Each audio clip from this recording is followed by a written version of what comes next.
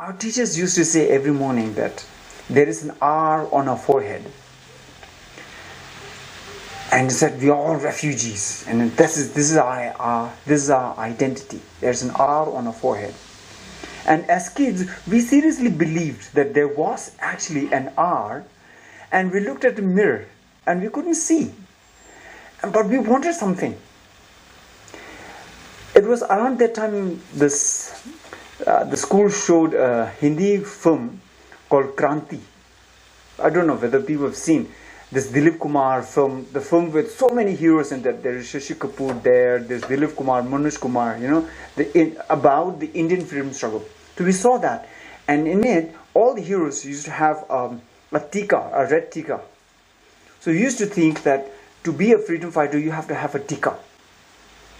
And we made tikas with our thumbnails by rubbing up and down 108 times.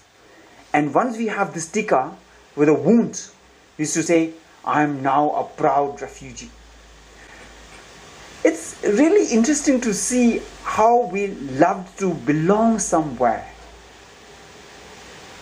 And how we want to be owned by something. Because all the time we felt that we have nowhere to belong to. And there's nothing we own. And without that bonding, it's such a difficult life with no aim or goal.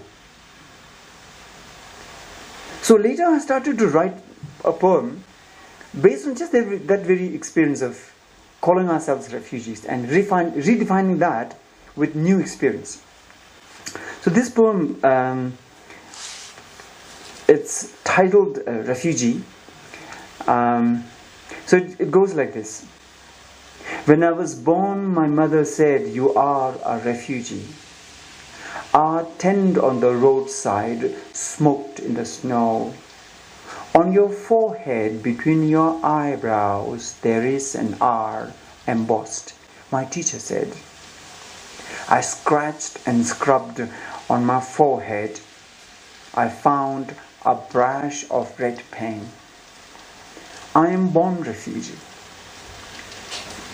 I have 3 tongues. The one that sings is my mother tongue.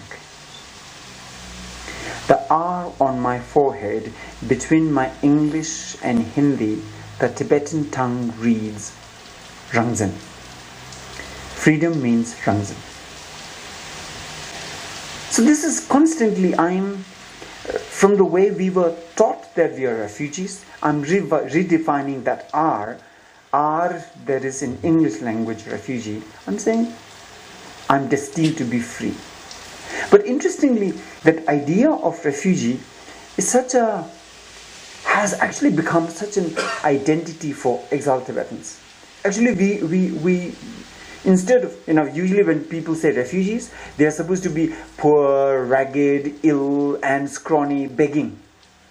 But Tibetans, we all call ourselves refugees, and we used to feel proud of that because we think that there is something to do about it, And this has actually become a sense of belonging, where you belong to an identity called refugee, where there is the struggle going on.